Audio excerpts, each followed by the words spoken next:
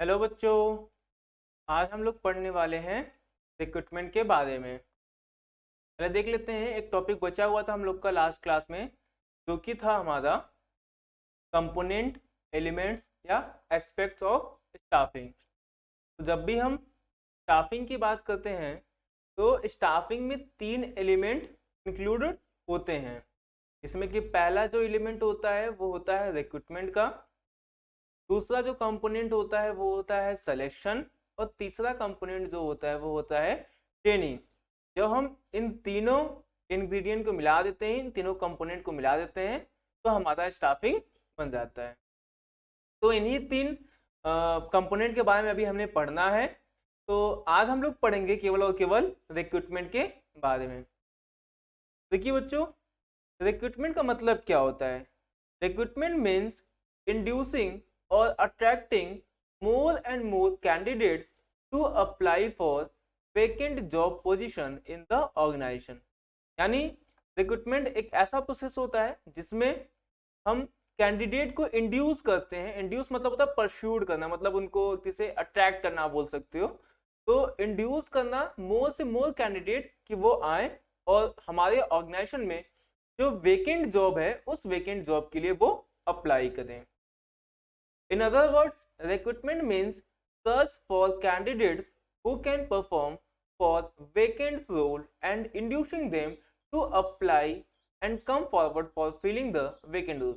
हम देखिए, general words में हम क्या बोलते हैं कि रिक्रूटमेंट का मतलब होता है कि हम सर्च करते हैं, search for candidates who can perform the vacant roles and inducing them to apply and come forward to filling the vacant roles। आगे, the recruitment function is very important because the end result of recruitment function is receiving large number of applicant to make selection। Recruitment एक ऐसा function होता है, बहुत important है, कि इसका and result जो होता है कि ज़्यादा से ज़्यादा जो कैंडिडेट हैं वो आए और वैकेंट जॉब के लिए अप्लाई करें। तो ये बच्चों होती है हमारी रिक्रूटमेंट की मीनिंग। अब हम लोग देखेंगे कि अगर हमें रिक्रूटमेंट करना है तो उसके लिए कौन कौन से सोर्सेस अवेलेबल हैं जिनका यूज करके हम रिक्रूटमेंट कर सकते हैं। तो ब्रॉडली ये जितने भी रिसोर्सेस होते हैं उनको टू कैटेगरी में हम डिवाइड करते हैं। एक होता है इंटरनल सोर्स ऑफ रिक्रूटमेंट और एक है external source of recruitment. Internal source of recruitment, इसमें क्या होता है बच्चों कि हम जो रिक्रूटमेंट करते हैं वो जो हमारे एग्जिस्टिंग एम्प्लॉय हैं, मतलब ऐसे एम्प्लॉय जो अभी हमारे ऑर्गेनाइजेशन में काम कर रहे हैं, उनको ही अट्रैक्ट करते हैं कि जो वेकेंट जॉब है उसके लिए अप्लाई करें। बट जब हम एक्सटर्नल सोर्स की बात करते हैं तो यहाँ पे कंपनी के बाहर ऐसे एम्प्लॉय जो अभी हमारे, ऐसे पर्सन जो अभी हमारे यहाँ काम नहीं कर रहे हैं, उनको जब अट्रैक्ट करते हैं तो वो होता है एक्सटर्नल सोर्स ऑफ रिक्रूटमेंट। पढ़ते हैं, देखिए क्या कहा गया है यहाँ पे कि under internal source of recruitment the vacant job position are filled by inducing the existing employee of the organization। यहाँ पे जो existing employee हैं उनको ही हम इंड्यूस करते हैं, उनको ही हम परस्यूड करते हैं कि वो वैकेंट जॉब के लिए अप्लाई करें। the vacant job position are filled by using existing employee only। यानी यहाँ पे केवल और केवल जो एग्जिस्टिंग एम्प्लॉय होते हैं वही वैकेंट जॉब के लिए अप्लाई करते हैं। कोई भी आउटसाइडर जो होता है उसको परमिशन नहीं होती है अप्लाई करने की, इसलिए तो इसको कहा जाता है इंटरनल सोर्स ऑफ रिक्रूटमेंट। अब देखिए बच्चों, इसको क्या क्या एडवांटेज हो सकते हैं अगर हम इंटरनल सोर्स से रिक्रूटमेंट करते हैं। तो सबसे पहला एडवांटेज होता है कि ये बहुत ही इकोनॉमिकल है, क्योंकि हमें एक्सटर्नल सोर्स में क्या करना होता है, बहुत सारे एडवर्टीजमेंट करने पड़ते हैं और बहुत सारे फॉर्मेलिटी करनी पड़ती है, टेस्ट लेने पड़ते हैं, इंटरव्यू ऑर्गेनाइज करना पड़ता है, तो इसमें बहुत ज़्यादा खर्चे लग जाते हैं। बट इंटरनल सोर्स में हमें ये सब करने की ज़रूरत नहीं है, तो इसलिए ये बहुत ज़्यादा इकोनॉमिकल होता है। और ये जो एग्जिस्टिंग एम्प्लॉय होते हैं उनको मोटिवेट भी करता है कि कोई भी वेकेंट जॉब है तो सबसे पहले उस वेकेंट जॉब को फुलफिल करने के लिए उसको मौका दिया जा रहा है, इसलिए जो एग्जिस्टिंग एम्प्लॉय होते हैं वो बहुत ही मोटिवेटेड हो जाते हैं। Then after less amount is spend on the training, क्योंकि वो आपके एग्जिस्टिंग एम्प्लॉय हैं तो ऑलरेडी उनको कई बार आपने ट्रेनिंग प्रोवाइड की होगी, तो अलग से फिर उनके ऊपर ट्रेनिंग के लिए आपको कोई खर्चा करने की जरूरत नहीं है। और जो एग्जिस्टिंग एम्प्लॉय होते हैं वो आपके रूल्स एंड रेगुलेशन से ऑलरेडी फैमिलियर होते हैं, तो बाद में उनके छोड़ के जाने का कोई भी खतरा नहीं होता है। ये होता है ना, यहाँ पे बोला गया लेस चांसेस ऑफ टर्नओवर। तो यहाँ पे जो टर्नओवर का मतलब है कि जो एम्प्लॉई है वो अगर आ गए हैं तो वो दोबारा छोड़ के नहीं जाएंगे।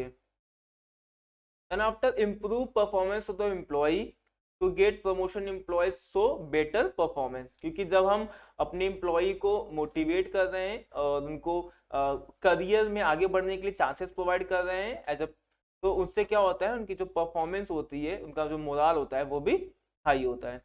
तो ये सब हो गए हमारे इंटरनल सोर्स के कुछ बेनिफिट्स। साथ ही साथ बच्चों इनके कुछ डिसएडवांटेज भी होते हैं, जिसमें सबसे पहला डिसएडवांटेज है नो फ्रेश और new idea will come in the organisation, क्योंकि वो एग्जिस्टिंग एम्प्लॉई है तो कोई नया आइडिया या कोई नया टैलेंट आपके ऑर्गेनाइजेशन में आने वाला नहीं है, वो पुराने वाले एम्प्लॉय ही रहेंगे। और क्योंकि एम्प्लॉय आपके ऑर्गेनाइजेशन में कोई लिमिटेड ही होंगे, 10-20 हजार 5,000, तो आपके पास जो चॉइसेस होंगी वो in compare to external source बहुत ही कम होंगी, लिमिटेड होगी।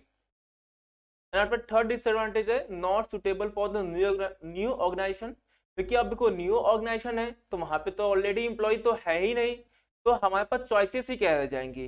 तो जो अगर न्यू ऑर्गेनाइजेशन होती है तो वो इंटरनल सोर्स को यूज नहीं कर पाती है। Then after frequent transfer may reduce the productivity of the employee, क्योंकि अगर हम इंटरनल सोर्स का यूज करते हैं और एम्प्लॉइयों के एक जगह से दूसरी जगह प्रमोशन या उनको ट्रांसफर करते हैं बार बार, तो इससे उनकी जो प्रोडक्टिविटी होती है वो भी रिड्यूस हो जाती है। तो ये तो हो गए इंटरनल रिक्रूटमेंट के मेरिट एंड डीमेरिट। अब अगर मेन सोर्सेज की बात करते हैं कि इंटरनल अगर हमें रिक्रूटमेंट करना है तो कौन कौन से मेथड्स हम यूज कर सकते हैं, तो दो ही मेथड होते हैं, एक तो या तो हम उनका ट्रांसफर कर दें या तो हम क्या करें उनका प्रमोशन कर दें। इन दो तरीकों से हम इंटरनल रिक्रूटमेंट करते हैं। देखो बच्चों ट्रांसफर का मतलब क्या होता है कि transfer means shifting the employees from one job position to other at the same level of the authority. तो अगर एक पर्सन है, एक एम्प्लॉय है, वो अभी आपके किसी एक डिपार्टमेंट में काम कर रहा है, उसको हमने ट्रांसफर कर दिया किसी अदर डिपार्टमेंट में, इसमें जो पोस्ट का लेवल होता है वो चेंज नहीं होता। जैसे यहाँ पे अगर वो परचेस मैनेजर है तो उसको हमने सेल्स का मैनेजर बना दिया, सेल्स डिपार्टमेंट का मैनेजर बना दिया, तो उसमें जो पोजीशन है वो चेंज नहीं हुई है। बट जब हम प्रमोशन की बात करते हैं तो प्रमोशन में जो एम्प्लॉय का जो लेवल होता है वो चेंज हो जाता है। जैसे कि अभी कहीं वो क्लर्क था किसी डिपार्टमेंट में तो उसको हमने किसी अदर डिपार्टमेंट का मैनेजर बना दिया या हेड बना दिया या हेड क्लर्क बना दिया, तो इससे क्या होता है कि जो प्रमोशन में जो जॉब की लेवल होता है वो इंक्रीज हो जाता है। तो ये होता है हमारे प्रमोशन में। एग्जाम्पल से आओ समझ लेते हैं। जैसे ट्रांसफर का एग्जाम्पल क्या है, transfer of clerk from account department to purchase department. अभी अकाउंट डिपार्टमेंट में क्लर्क था, उसको हमने भेज दिया परचेज डिपार्टमेंट में। और प्रमोशन में क्या है कि promotion of clerk to the accountant post, कि क्लर्क की पोस्ट थोड़ी लोअर लेवल की होती है, अकाउंटेंट की उससे ऊपर की होती है, तो हमने क्लर्क को अकाउंटेंट बना दिया, तो ये होता है हमारा प्रमोशन। तो होप आपको ये सारी चीजें क्लियर हो गई होंगी कि इंटरनल रिक्रूटमेंट में क्या क्या चीजें होती हैं। अब हम लोग आ जाते हैं, पढ़ते हैं एक्सटर्नल सोर्स को, एक्सटर्नल सोर्स ऑफ रिक्रूटमेंट। इसमें क्या होता है कि when the candidate from outside the organization are invited to fill the vacant job position, then it is known as external recruitment। तो हमने पहले भी आपको बता दिया है कि एक्सटर्नल सोर्स में क्या होता है कि हम आउटसाइडर को इनवाइट करते हैं कि आए और हमारे यहाँ जो भी वेकेंट जॉब है उसके लिए अप्लाई करें। In other words when the organisation meets its manpower requirement from outside the organization, then it is external recruitment। Whenever large number of job positions are vacant, then external recruitment is preferred। जब हमारे organization में बहुत ही large number of job position open है, vacant है, तो उस case में हम generally external source of recruitment को ही यूज करते हैं। अब बारी आती है एक्सटर्नल रिक्रूटमेंट के क्या क्या एडवांटेज होते हैं उसको देखने की। तो सबसे पहला एडवांटेज है कि आपको एक नया फ्रेश टैलेंट मिल जाएगा, वाइडर चॉइसेस होंगी, क्योंकि एक्सटर्नल सोर्स है तो कोई लिमिट तो है नहीं, बहुत सारे एम्प्लॉय, बहुत सारे कैंडिडेट आपके लिए आपके जॉब पोजीशन के लिए अप्लाई कर सकते हैं, तो आपके पास एक वैरायटी ऑफ रेंजेस हो जाती हैं जिसमें से आपके लिए जो सुटेबल है आपके ऑर्गेनाइजेशन में आप उसको सेलेक्ट कर सकते हो। देन आफ्टर क्वालिफाइड पर्सनल, क्योंकि आज के समय में डे बाय डे लोगों की जो एजुकेशनल बैकग्राउंड है वो अच्छा खासा होता जा रहा है, इम्प्रूव होता जा रहा है। तो जब आप एक्सटर्नल रिक्रूटमेंट करते हो तो फ्रेश टैलेंट के साथ साथ एक आपको क्वालिफाइड पर्सन भी आपके ऑर्गेनाइजेशन के लिए मिल जाता है। And after latest technological knowledge, तो नया यूथ होगा, जो नए फ्रेश टैलेंट हो गए, उनके पास जो टेक्नोलॉजिकल नॉलेज होगी वो एज प्रीवियस के अकॉर्डिंग बहुत ही एडवांस होगी। तो आपको लेटेस्ट टेक्नोलॉजिकल नॉलेज वाला पर्सन मिल सकता है। और इसके अलावा कॉम्पिटिटिव स्पीड भी होगी, क्योंकि जब भी फ्रेश टैलेंट आएगा, आउटसाइडर आएगा, तो एग्जिस्टिंग एम्प्लॉय को भी एक कंपटीशन मिल जाएगा कि हमें उसे compete करना, उससे बेटर होना है। तो एक कॉम्पिटिटिव एडवांटेज भी आपके ऑर्गेनाइजेशन को मिल जाता है। साथ ही साथ इसके एक्सटर्नल रिक्रूटमेंट में कुछ डिमेरिट्स भी होते हैं, उसको भी देख लेते हैं। पहला डिमेरिट तो ये कि जो आपके एम्प्लॉय होते हैं, जो एग्जिस्टिंग एम्प्लॉय होते हैं, उनका मोराल जो होता है वो डाउन हो जाता है, क्योंकि रिक्रूटमेंट करने के लिए आप किसी आउटसाइडर को इनवाइट कर रहे हो। सेकंड डिमेरिट क्या है? न्यू एम्प्लॉयज में not adjust in the rules and regulations of the organisation, which means more chances of turnover. क्योंकि न्यू एम्प्लॉय आता है तो आपके रूल्स एंड रेगुलेशन के अकॉर्डिंग वो पूरा ढला नहीं है, उसको रूल्स एंड रेगुलेशन के बारे में पूरा क्लियर नहीं है, तो चांसेस है कि वो आपके ऑर्गेनाइजेशन को छोड़ के चला जाए, यानी चांसेस ऑफ टर्नओवर यहाँ पे है। इट इज एक्सपेंसिव, क्योंकि यहाँ पे हमें एडवर्टीजमेंट करना होता है, इंटरव्यू लेने पड़ते हैं, और भी सारी फैसिलिटी होती हैं, तो खर्चा बहुत ज़्यादा हो जाता है। इसलिए ये जो एक्सटर्नल रिक्रूटमेंट होता है वो ज़्यादा एक्सपेंसिव होता है, और ये कुछ लेंदी प्रोसेस आते हैं, क्योंकि इसमें बहुत ज़्यादा टाइम लगता है, बहुत सारे स्टेप्स में एक्सटर्नल रिक्रूटमेंट करना पड़ता है, तो इसलिए इसको लेंदी प्रोसेस कहा गया है। तो ये सब हो गए हमारे एक्सटर्नल रिक्रूटमेंट के कुछ मेरिट्स एंड डीमेरिट्स। अब हम बात करते हैं कि अगर हमें एक्सटर्नल रिक्रूटमेंट करना है तो उसके लिए कौन कौन से मेथड का यूज हम कर सकते हैं। सबसे पहला मेथड होता है डायरेक्ट रिक्रूटमेंट का। इस डायरेक्ट रिक्रूटमेंट में क्या होता है, जनरली जो फैक्ट्री होती है या ऑफिस होते हैं, उनके बाहर ही गेट पे एक नोटिस लगा दी जाती है कि यहाँ पे एक जॉब पोजीशन वैकेंट है, और जो भी इंटरेस्टेड हो वो आकर के यहाँ पे अप्लाई कर सकता है।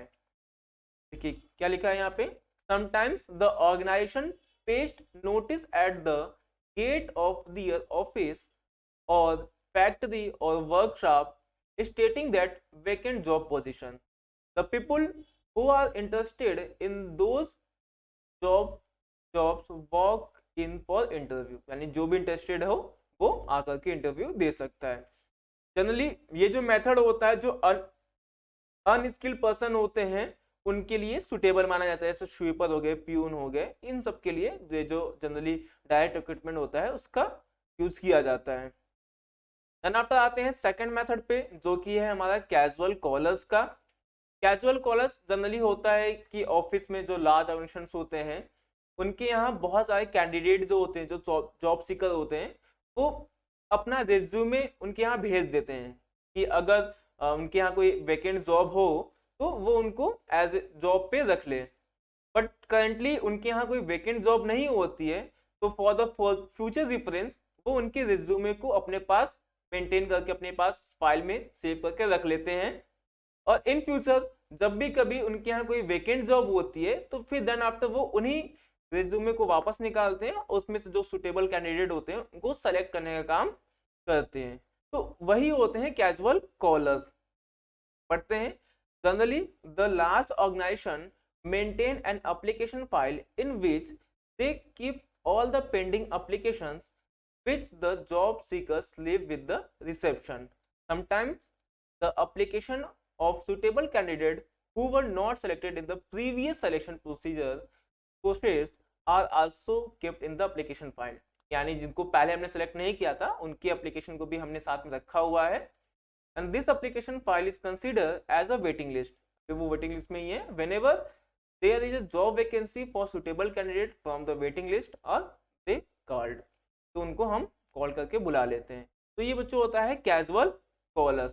जैसे हम लोग अपनी कोचिंग के थोड़ा एग्जांपल देते हैं कि जनरली क्या होता है कि हमारे यहाँ बहुत सारे टीचर्स जो होते हैं वो पढ़ाने के लिए आते हैं कि आपके यहाँ कोई अगर कोई वैकेंट फैकल्टी हो तो आप हमें रख लीजिए। तो हम लोग भी क्या करते हैं, वहां पे उनके रिज्यूमे रखवा लेते हैं, और जब भी हमें कभी जरूरत पड़ती है टीचर्स की तो उनको कॉल करके बुला लेते हैं। तो ये बच्चों होता है कैजुअल कॉलर्स। देन आफ्टर आते हैं हम लोग थर्ड मेथड पे, जो कि है एडवर्टाइजिंग। ये जनरली बहुत ही कॉमन मेथड होता है जिसमें कि हम एक्सटर्नल रिक्रूटमेंट करते हैं। इसमें एक न्यूज़पेपर एडवर्टाइजिंग हम दे देते हैं कि हमारे यहाँ एक वेकेंट जॉब है और जितने भी इंटरेस्टेड कैंडिडेट है वो इसके लिए अप्लाई कर सकते हैं। पढ़ते हैं क्या क्या चीजें बोली गई हैं इसमें। The most common and popular method of the external recruitment is advertising about the vacant job position. The organization select the media of advertising keeping in the mind of the requirement of job position. For example, for the job of an accountant, the advertisement can be given in the Chartered Accountant General, and for unskilled and lower rank job position, the advertisement can be given in the local and regional paper. जिस type की job होती है उस type के newspapers में या उस type के हम मैगजीन्स में ये एडवर्टीजमेंट देते हैं। But for the high rank and skills of position, the advertisement given in the national level reputed newspapers such as Times of India, Hindustan Times, etc. मतलब जैसी हमारी रिक्वायरमेंट है, जैसी हमारी जॉब पोजीशन है, उसके हिसाब से हम अलग अलग जगह पे न्यूज़पेपर्स में एडवर्टीजमेंट दे करके वैकेंट जॉब के लिए अप्लाई करने के लिए कहते हैं। तो ये हो गया हमारा एडवर्टाइजिंग। देन आफ्टर आते हैं एम्प्लॉयमेंट एक्सचेंज की बात करते हैं।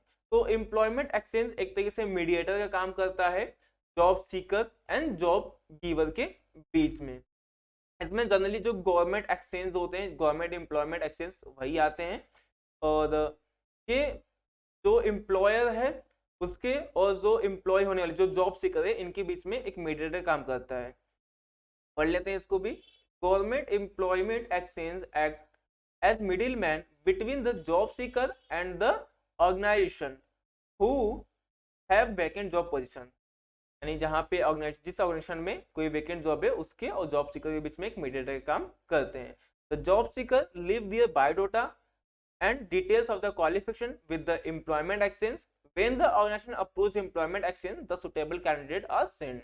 यानी जो जॉब सीकर्स होते हैं वो अपने biodata and other details employment exchange के पास जमा कर देते हैं, रख देते हैं, और एम्प्लॉयमेंट जब भी ऑर्गेनाइजेशन को जरूरत पड़ती है तो वो एम्प्लॉयमेंट एक्सचेंज में जाते हैं और वहां से कांटेक्ट करके जो सुटेबल कैंडिडेट होते हैं उनको सेलेक्ट कर लेते हैं। तो ये होता है बच्चों एम्प्लॉयमेंट एक्सचेंज। देन आफ्टर बात करते हैं प्लेसमेंट एजेंसीज की या मैनेजमेंट कंसल्टेंट की बात करें हम, तो ये भी एम्प्लॉयमेंट एक्सचेंज की तरह ही होते हैं, लेकिन डिफरेंस होता है जनरली जो एम्प्लॉयमेंट एजेंसीज होती हैं वो प्राइवेट एजेंसीज होती हैं, बट गवर्नमेंट एक्सचेंज जो होते हैं वो एम्प्लॉयमेंट एक्सचेंज जो होते हैं वो गवर्नमेंट के होते हैं। प्लेसमेंट एजेंसी में क्या है कि placement agencies provide nationwide service of matching demand and supply of workforce. This agencies invite the biodata and record from various job seekers and send them to suitable candidate. यानी ये क्या करती हैं, ये एजेंसियां इनवाइट करती हैं जितने भी जॉब सीकर्स हैं वो अपने डाटा एंड रिकॉर्ड्स आकर के उनके पास जमा कर दें, और ये डाटा जो होते हैं वो जो बड़े बड़े ऑर्गेनाइजेशंस होते हैं उनके पास ये सेंड करने का काम करती हैं। These agencies charge fees for providing such services। ये जो एजेंसीज होती हैं वो कुछ चार्ज करती हैं, जनरली ये ऑर्गेनाइजेशन से ही चार्ज करती हैं, लेकिन कभी कभी कुछ एजेंसियां जो होती हैं वो जॉब सीकर से भी कुछ चार्जेस करती है उनको जॉब दिलवाने की पर्पज से। These are the kind of employment actions run by the private enterprises। तो हमने पहले बता दिया कि ये जो होते हैं वो प्राइवेट एंटरप्राइजेस जनरली होते हैं। तो फिफ्थ वाला भी हमारा मेथड क्लियर हो गया। अब आते हैं हम लोग कैंपस रिक्रूटमेंट में। कैंपस रिक्रूटमेंट में क्या होता है, जनरली जो ऑर्गेनाइजेशंस होती है उसके कुछ मैनेजर्स होते हैं वो किसी कैंपस में किसी कॉलेज में विजिट करते हैं और वहां से जो भी फ्रेश टैलेंट होता है, जो फ्रेश स्टूडेंट होते हैं उनको अपने ऑडिशन में काम करने के लिए सेलेक्ट करते हैं। तो ये कुछ ऐसा होता है कैंपस रिक्रूटमेंट का। Sometimes the senior manager of the organisations visit various professional college, technical institute to great fresh graduate or the people with the latest knowledge know how. So this type of recruitments is more common for engineers, computer programmers, MBAs etc. ये तो अभी बहुत ज़्यादा trend चल रहा है कि campus recruitment कि अगर आप कॉलेज जा रहे हो तो हम ये भी देखते हैं कि वहाँ पे कैंपस रिक्रूटमेंट होती है या नहीं है, यानी वहाँ पे बड़े बड़े ऑर्गेनाइजेशन आती हैं और अपने ऑर्गेनाइजेशन के लिए फ्रेश ग्रेजुएट को सेलेक्ट करके लेके जाते हैं। तो ये होता है कैंपस रिक्रूटमेंट। देन आफ्टर बात करते हैं हम लोग recommendation from the present employee. ये भी एक मेथड होता है एक्सटर्नल रिक्रूटमेंट करने का, कि अभी हमारे जो प्रेजेंट एम्प्लॉय हैं उनसे कोई रिकमेंडेशन ले लें, कि उनका कोई रिलेटिव हो, उनका कोई फ्रेंड हो या कोई अदर पर्सन हो जिसको वो जानते हैं जो कि इस वेकेंट जॉब को फुलफिल कर सकता हो, तो उसको भी हम इनवाइट करते हैं जॉब पोजीशन के अप्लाई करने के लिए। Many firms encourage their employees to recommend the name of their relative, friends, and other known people to fill the vacant job position. The organization prefer recommendation by trusting the goodwill of the present employee, and the organization can catch hold of existing employee if there is any problem with the new employee recommended by him. Generally क्या होता है, जो trusted employees होते हैं उनके recommendation लेती है organisation, और उनके कहने पे, उनके रिकमेंडेशन पर किसी अदर आउटसाइडर को वो रिक्रूटमेंट के लिए बुलाते हैं। तो ये जनरली होता है recommendation from present employee. Then after आते हैं हम लोग लेबर कॉन्ट्रैक्टर पर।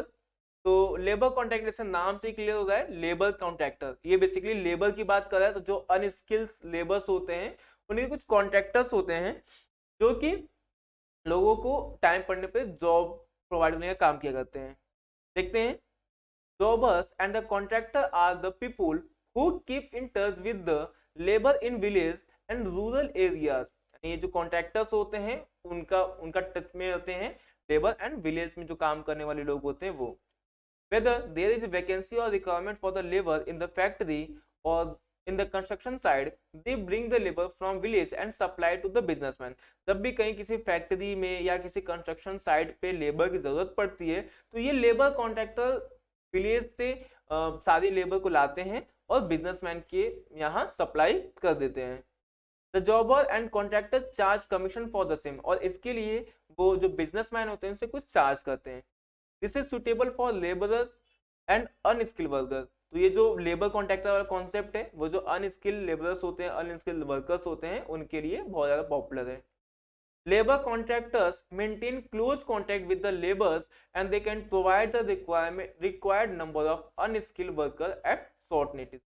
जो लेबर कॉन्ट्रैक्टर होते हैं वो बहुत ही क्लोज कॉन्टैक्ट में होते हैं लेबर्स के, और जब भी जरूरत पड़ती है तो ये जल्द से जल्द ये जो अनस्किल्ड वर्कर्स होते हैं उनकी सप्लाई करवाते हैं। तो ये हो गया बच्चों लेबर कॉन्ट्रैक्टर के बारे में। अब हम लोग देखते हैं एडवर्टाइजिंग ऑन टेलीविजन। तो ये तो बहुत ही नया ट्रेंड है। New trend of external recruitment is telecast on the various channel regarding vacant job position. They telecast the requirement of the job along with the qualification necessary to the employ. ये अगर कोई job vacant है तो उसके लिए हम advertising भी करा सकते हैं टेलीविजन पे, कि न्यूज चैनल पे, या कुछ जो रीजनल चैनल होते हैं हम वहां पे एडवर्टाइजिंग करा करके ये अपनी रिक्रूटमेंट प्रोसेस को फुलफिल कर सकते हैं। देन आफ्टर आता है वेब पब्लिशिंग की बात करते हैं। तो in internet there are certain website specially design provide information regarding job seeker and companies which have vacant job position. This website can be visited by job seeker as well as company. The common website are naukri.com, monster.com etc। ऐसे बहुत सारे website publishing होती हैं, web publishing sites होती हैं जहां पर जा करके job seeker and employer recruitment process को फुलफिल कर सकते हैं। तो बच्चों आज के लिए इतना ही, ये सारी चीजें हम लोग ने पढ़ ली है।